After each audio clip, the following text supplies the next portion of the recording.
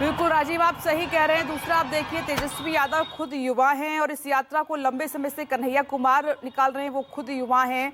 और राहुल गांधी ने जब ये बात कही युवाओं से कि आप सफेद टी शर्ट पहन कर आइए, तो न सिर्फ ये बिहार बल्कि देश भर में ये युवाओं के बीच में मैसेज देने की कोशिश कर रहे हैं कि कांग्रेस पार्टी युवाओं के लिए बेहतर कर सकती है, बेहतर सोच सकती है, क्योंकि हम एक युवा सोच के साथ चल रहे हैं। राजीव,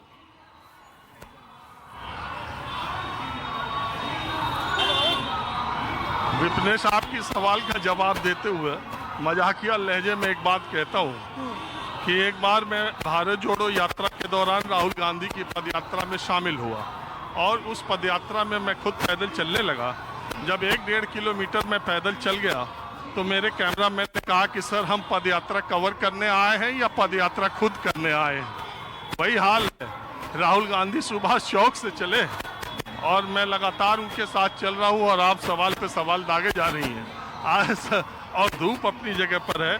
और ये मजाक की बात एक तरफ, जो आपने बात कही वो ये है कि राहुल गांधी हिंदी पट्टी में कांग्रेस को खड़ा करना सबसे ज्यादा अगर चुनौती है कांग्रेस के लिए, तो हिंदी पट्टी में खुद को खड़े करना।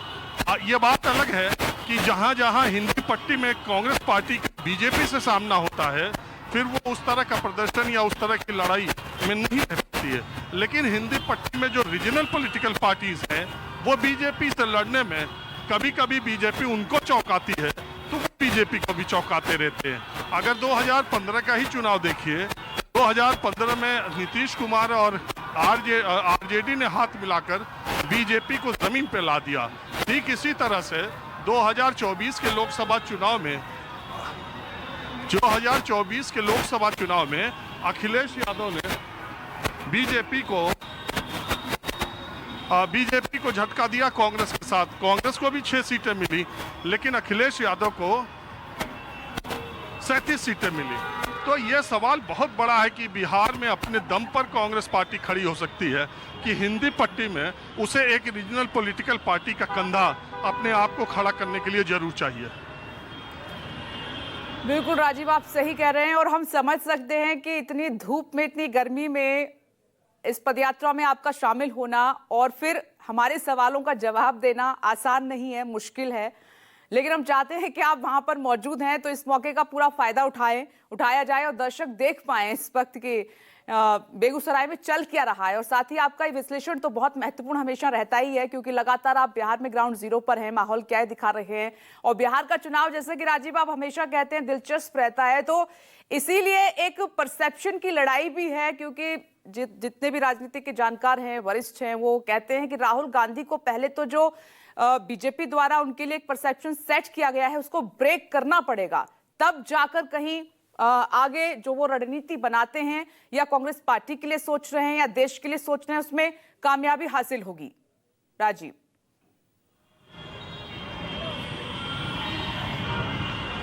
देखिए, एक बार हमने बहुत पहले कहा था विपनेश जी, वो मजाक की बात थी, पैदल चलने में ऐसा नहीं है, मैं पैदल बहुत लंबा चल सकता हूँ।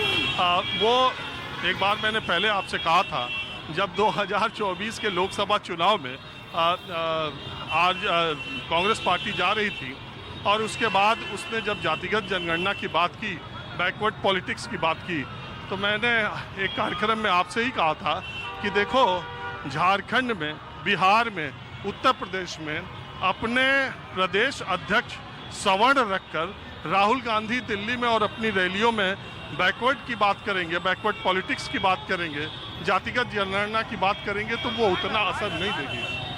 ठीक इसी तरह अब उन्होंने बिहार में अपना एक चुनाव से पहले अखिलेश प्रसाद सिंह को हटा करके अपने दूसरे नेता को ले आने का काम किया। कुछ चेंजेस वो समय काल परिस्थिति के हिसाब से बिहार के लिए कर रहे हैं, लेकिन मूल बात है कि बिहार की जमीनी स्तर पर कांग्रेस का गठबंधन संगठन या कांग्रेस को खड़ा करना अकेले दम पर एक बहुत बड़ी चुनौती है। उसे हिंदी पट्टी में गठबंधन दल की एक आवश्यकता होगी, जो रीजनल फोर्स, एक बड़ी फोर्स के तौर पर होगी, उसके साथ कांग्रेस को जाना होगा। ये जो सारी कवायद है वो कांग्रेस पार्टी अपनी मजबूती को, अपना जो, इसमें तो कोई दो राय नहीं कि आप किसी भी गांव में जाएं, देश के किसी भी गांव में जाएं, किसी भी कस्बे में जाएं, तो आपको सिद्धांततः कांग्रेस पार्टी का एक ही सही, दो ही सही, लेकिन आपको एक वर्कर, एक सिंपैथाइजर कांग्रेस पार्टी का मिल जाएगा जो पुराने समय से कांग्रेस पार्टी के साथ है।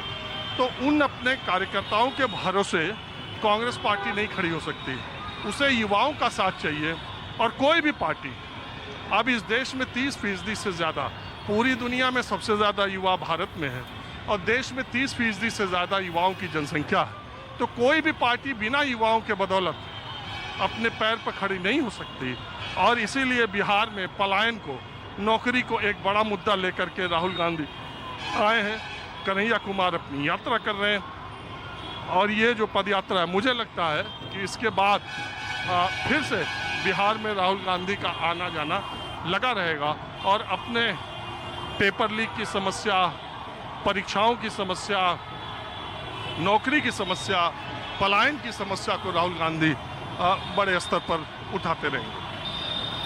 बिल्कुल सही कह रहे हैं। देखिए राजीव, क्योंकि उनका विश्लेषण है, इसीलिए आज ये जो बेगूसराय की पदयात्रा है, पलायन रोको, रोजगार दो, नौकरी दो, इसका विश्लेषण बहुत ज़रूरी है। युवाओं को जोड़ने की एक कोशिश है राहुल गांधी की और भारत जोड़ो यात्रा के द्वारा भी उन्होंने यही मैसेज देने की कोशिश की थी। न सिर्फ एक राज्य बल्कि पूरे देश को जोड़ने की कोशिश की और बिहार चुनाव से पहले भी इस यात्रा को इसी से जोड़कर देखा जा रहा है।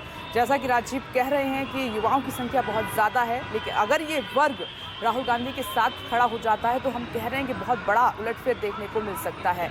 4 तस्वीरें इस वक्त हम आपको दिखा रहे हैं बेगूसराय से पलायन रोको यात्रा की। राहुल गांधी लगातार देखिए इतनी चिलचिलाती धूप में जो है तेजी के साथ, जोश के साथ अपने तमाम नेता कार्यकर्ताओं के साथ आगे बढ़ रहे हैं। तकरीबन 2 किलोमीटर तक बताया जा रहा है कि वैसे ही पैदल चलेंगे और यहाँ से एक बड़ा मैसेज जो देने की कोशिश की जा रही है वही राजीव आपको समझा रहे हैं। Minute to minute Rahul Gandhi का एक कार्यक्रम न्यूज़ 24 आपको दिखा रहा है। एक संविधान जो है एक बड़ा मुद्दा जिसके द्वारा सरकार को घेरा जा रहा है, राज्य सरकार को, एनडीए सरकार को इस पलायन के मुद्दे पर घेरा जा रहा है। और आज एक पटना में रैली को भी संबोधित करेंगे, कार्यक्रम में शामिल होंगे। 4 तस्वीरें, इसीलिए हमने कहा कि जब कोई बड़ा नेता पहुंचता है अपने पार्टी नेताओं के बीच में, कार्यकर्ताओं के बीच में, तो एक बड़ा मैसेज जाता है और जोश भरने का काम भी होता है। 2 छोटे मेरे सवाल हैं राजीव आपसे। एक तो ये कि महागठबंधन में जब सब कुछ ठीक है और बार बार इशारा भी किया जा रहा है तेजस्वी को लेकर, तो सीएम फेस के लिए तेजस्वी का नाम अनाउंस क्यों नहीं हो रहा है? दूसरी तरफ आप देखिए कि प्रधानमंत्री भी युवाओं की अहमियत को समझते हैं। आए दिन वो देखते हैं किसी न किसी कार्यक्रम के जरिए वो युवाओं से इंटरेक्ट होते रहते हैं। जैसे कि राहुल गांधी भी एक कोशिश कर रहे हैं युवाओं को अपने साथ लेने की। तो युवाओं की अहमियत ना सिर्फ कांग्रेस समझ रही है, आरजेडी समझ रही है, बल्कि बीजेपी भी समझ रही है इस बात को। वो भी युवाओं को छोड़कर नहीं चलना चाहती। वो जानती है कि युवा अगर छिटक गया तो नुकसान हो सकता है पार्टी को। तो इस वर्ग को अपनी तरफ एकदम इंटैक्ट रखना एक बहुत बड़ी चुनौती है। राजीव,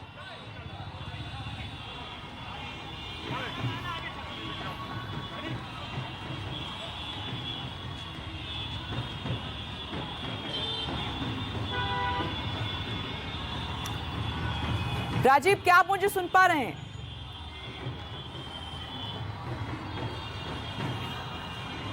हाँ विप्रेश, अपना सवाल दोहराएं। राजीव, युवाओं की अहमियत बीजेपी भी समझती है। अपने कई बार कार्यक्रम में देखा होगा कि प्रधानमंत्री जो है किसी न किसी कार्यक्रम के द्वारा युवाओं से इंटरेक्शन करते रहते हैं, चाहे वो परीक्षा पर चर्चा हो या फिर यूथ कॉन्क्लेव हो या फिर रोजगार की बात हो। तो वो भी युवाओं की अहमियत को समझ रहे हैं, राहुल गांधी भी समझ रहे हैं। तो युवाओं को अपनी तरफ इंटरेक्ट रखना एक बहुत बड़ी चुनौती है और निरंतर इस पर काम करते रहना पड़ेगा युवाओं से, अगर युवाओं का आप साथ चाहते हैं तो।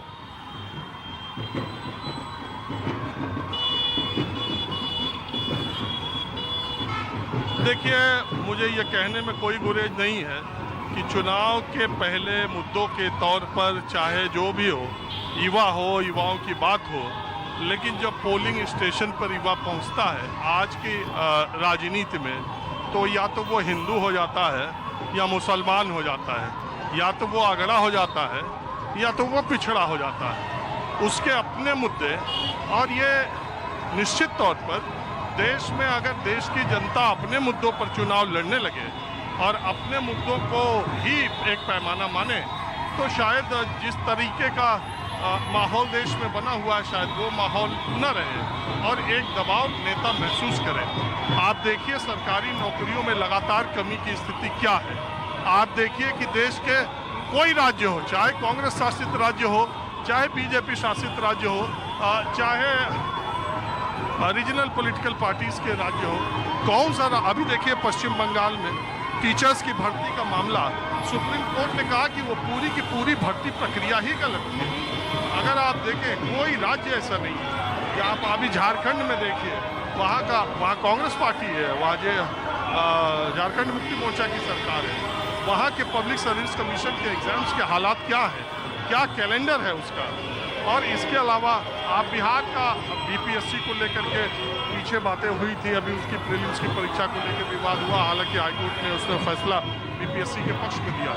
तो एक बात तो यह है कि सरकारी नौकरियों के हालात क्या है, दूसरी बात यह है कि ट्रांसपेरेंसी परीक्षा के जो संस्थाएं उसमें ट्रांसपेरेंसी कैसी है। लेकिन मूल बात है कि ये चुनाव के पहले ये मुद्दे बेरोजगारी के, ये मुद्दे किसानों के, ये मुद्दे नौजवानों के तो बहुत इम्पोर्टेंट होते हैं, चर्चा होती है, मगर चुनाव इन मुद्दों पर हो ऐसा अभी हाल का ट्रेंड दिखाई नहीं दे रहा है। हाँ, पॉलिटिकल पार्टीज इसकी कोशिश के तौर पर लेती है और इस मुद्दे को जनता के बीच में ले जाने की कोशिश करती है, लेकिन वही बात है, देश में इन दिनों या पहले से भी, इन दिनों क्या पहले से भी देश में चुनाव के सबसे अहम मुद्दे धर्म और जाति है और अंत में पॉलिटिकल पार्टीज भी कोशिश करती है कि ध्रुवीकरण और समीकरण इसी तरह से उनके पक्ष में हो या ना हो। बेगूसराय से लगातार ये पदयात्रा की तस्वीरें देख रहे कन्हैया कुमार और राहुल गांधी एक साथ चलते हुए ये तस्वीरें, और राहुल गांधी ने एक वीडियो जारी किया था, उसमें क्या वो संदेश दे रहे हैं एक बार फिर से जल्दी से आपको बता देते हैं। राहुल गांधी ने एक्स पर 1 मिनट का वीडियो संदेश जो है साझा किया था, जिसमें उन्होंने बिहार के युवाओं से सफेद टी शर्ट पहनकर मार्च में शामिल होने का आग्रह किया। उन्होंने वीडियो में कहा कि हमारा उद्देश्य बिहार के युवाओं की दुर्दशा की ओर दुनिया का ध्यान आकर्षित करना है। ये युवा देख रहे हैं कि सरकारी नौकरियां दिन प्रतिदिन कम होती जा रही हैं और निजीकरण से कोई लाभ नहीं हो रहा है। बहुत बड़े बहन मेरे साथ